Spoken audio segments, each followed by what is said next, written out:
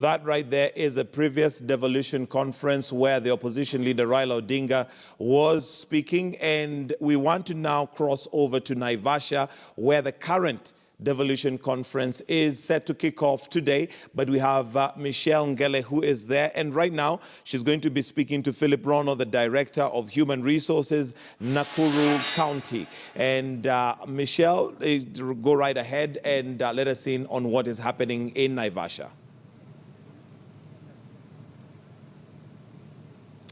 All right, Michael, good morning to you once again. Preparations still ongoing here at the Kenya Wildlife Service Training Center for the 4th annual Devolution Conference, an all-important event in the Kenyan calendar this year, and one that has stakeholders in devolution take stock of both levels of government in terms of service delivery, law implementation, and policy making, and many other things. But here with us, let us speak to Mike Gitone, who is the Chief of Protocol, as well as Rono Philip, the Director of Human Resource here in Nakuru County. Remember, this is the county that is hosting the 4th annual Devolution Conference. The theme of this conference is Devolution, Transforming Lives, Tell Your Story. And so the call is to citizens of Kenya to come out and tell their devolution story and how they have individually been impacted by devolution and what way forward in terms of devolution, especially after the general election. Gentlemen, many thanks for joining us on KTN News this morning. So, like I mentioned, the theme of the Devolution Conference today is Tell Your Story. Yes. Mike, you've seen this happening for the past 4 years. How far has devolution come? Thank you so much. And to the viewers, I want to assure you that Nakuru is safe and all things are put in place, all gears are ready. We are expecting His Excellency in a time from now, and I'm glad that we are live on air under KTN. 4 years down the line, we have a story to tell. And one of the stories that we need to tell is that devolution is real. Because one procedural thing that I would wish to mention is that many of the times we used to wait for decisions to come all the way from Nairobi.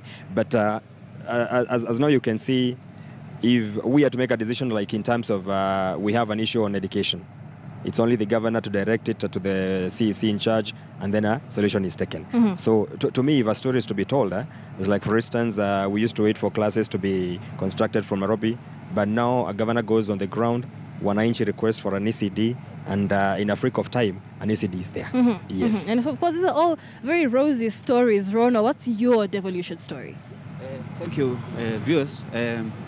As you know, since the coming of devolution, we've seen very many issues to do with the government being devolved to the mashinani, mm-hmm. down to the common mwananchi, especially to the sub-counties, to the ward level, and up to the villages. Mm-hmm. In terms of all departments we're having, like in the county, we have about 10 departments, be it agriculture, education, ICT, issues to do with the environment, water, sea trade, industrialization, mm-hmm. roads, education, But is this really trickling down to the common mananchi? Because initially, analysts said that devolution was supposed to see Kenya benefit from the devolution dividend, that is reducing the gap between the rich and poor, between the marginalized communities and those that are well developed. Have we really seen this happen?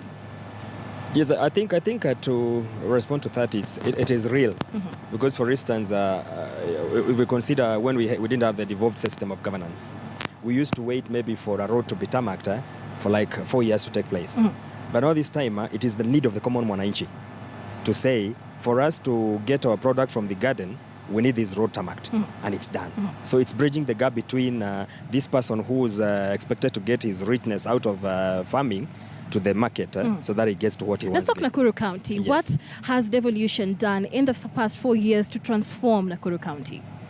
One key thing, maybe before I give my director here, one of our flagship projects we can mention is health. Because everybody knows that we used to call it a provincial general hospital, which now a level 5 county hospital. Mm-hmm. It serves as a referral. So a common mwananchi who used to go to Nairobi for a dialysis, nowadays you don't need to do that. Mm-hmm. Just need to come to the PGH, And some MRI machines that were costing them like 60,000 in Nairobi, it's now subsidized by the county government to a tune of maybe between 6,000 and 7,000. And it's great that you bring up the health issue because, Director, health has been a very controversial topic for the past 3 months or so, and most of it has also been blamed on the county government. So why is this being regarded as a gain when really Kenyans say the health services, even doctors' health services are becoming worse? I can basically say that we are doing our best in terms of health services. As you know that despite the fact that we have some challenges in terms of finances, take for example the issue of strike. The strike, the CBA was not signed between the governors or the county governments and the doctors. It was signed by the national government, which is not binding to us. So in as much as the problems you are seeing are prevailing, we are really trying our best as a county government, despite also the fact that we are facing some challenges in terms of financing. Yes. Well, maybe before we leave the aspect of health, you realize it's now prudent. You can go to at least every sub-county, there is either a dispensary or a maternity, whereby a woman a percentage of many women used to give birth at home. But now you can see out of the devolution aspect being brought to Mwananchi, we are able now to give our mothers, our sisters, an opportunity where they can give birth in a hospital. Yes. And just to follow up on what you said, Director, the CBA between doctors was signed with doctors and the national government. But last year, the annual conference, Devolution conference last year, also marked the end of the transition period when all functions should have initially been devolved to the county governments. Would you say then that the transition was successful? If you're saying this had nothing to do with us, it should have been devolved, that as well. Yeah, transition did their part, and I wouldn't want to speak a lot about transition because that is the part they did. But I would want to say that we still have challenges because there are issues which are not addressed by the transition authority at that time. What issue? And that's why we are now facing some of the challenges. And I think with time, this is the beginning of the devolution. With time, I think some of the issues which are really teething are going to be addressed. And of course, it's been 4 years and we still keep saying teething problems. What issues and what challenges are there that are facing devolution in Kenya? Devolution in Kenya, one, I want to say to begin with funding. Yeah, because you find that funds are coming from the national treasury and then they are channeled to the counties. One, there's a lot of bureaucracy. So you find that sometimes funds delay or the funds are not adequate. And we also have new issues emerging, which also require that we address them, and it may be requiring issues to do with funding. All right. And, Mike, do you feel like citizens have really grasped the concept and purpose of devolution as it is? Because there's a very thin line for Kenyans between the role of a governor, the role of a senator. Many don't even know their deputy governors. Has the county government really worked to ensure that citizens understand the structure of the county government? I think basically we had our constituents were pregnant of a lot of things. So it's like people thought devolution will come to with a plate on your table. Like a governor will feed all of us, a governor will make sure that everybody is employed. But what is dawning on us is it's still a system that needs everyone to do his role. Secondly, what we are doing like Nakuru County, as a chief of protocol, anytime we are in a function, I take my 3 to 5 minutes just to educate the constituents. Like, what is the role of a governor? What is the role of an MCA? What is the role of an MP? So that we don't have those double standards whereby... Those who feel, in fact, that some positions for MCA and senator should be scrapped off. But for them, once they know that a senator sits in the Senate to deliberate on issues of funding that comes to the governor, that is the county government, they're like, okay, if that is a role, then we need them. But as you asked, I don't think it's 100% of what our people expected. So there is more need of more civic education for them to understand the system. It being, as what my colleague director has said, it's a new system in Kenya. So for us to embrace and change sometimes takes time. And it's known that maybe as Africans or even Kenyans, we don't take change instant. It's a process. So maybe it's the 4th year, maybe by the coming of the 7th year, people have now realized, okay, this is how devolution works. But I thank God at least the gains have started being realized. Right. Yes. You know, the biggest criticism that devolution has received has to be corruption. Yes. I mean, ever since it started 4 years ago, we've had the Auditor General, we've had other stakeholders come and say the level of corruption within the counties is absolutely alarming. Rono, as Director of Human Resource, why are we seeing such alarming levels of corruption? Who is to be accountable to citizens?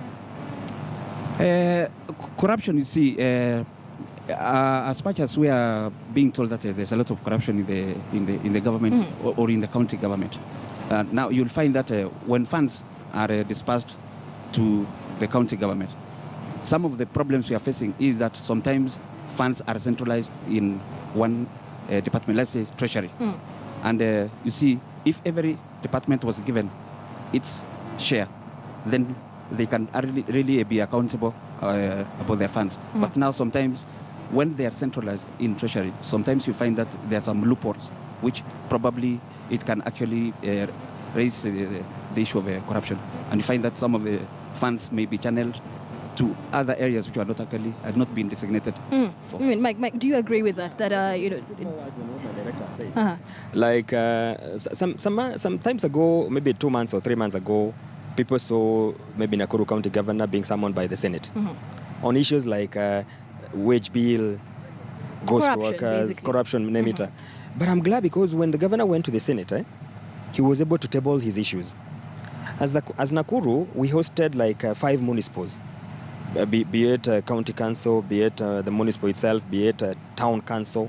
So when those staffs were devolved to the county government, and also not forgetting that we also hosted the province, not forgetting that we also devolved some staffs like now health, all the other drivers, other working in the government officials.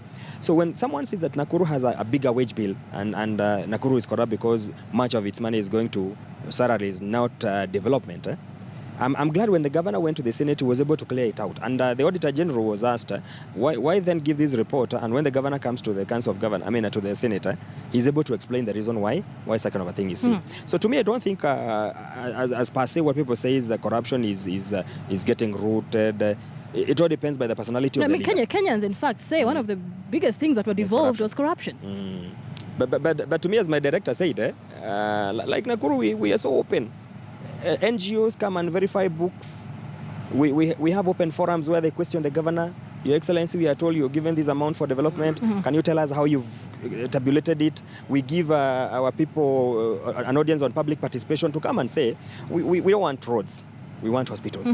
So whatever little amount that the director said we are given devolved from this central government, it is the people-driven projects, not the governor. All right. Yes. Right. And just to mention, of course, we had expected Nakuru Governor Kinuthia Mbugua to join us on the show this morning, but he was not able to make it. We'll, however, be speaking to him later on in our live coverage. And, you know, just still speaking of the governor and the transition period that we had last year, just finishing up, Rono, how far are we in terms of the functions that were to be devolved to the counties?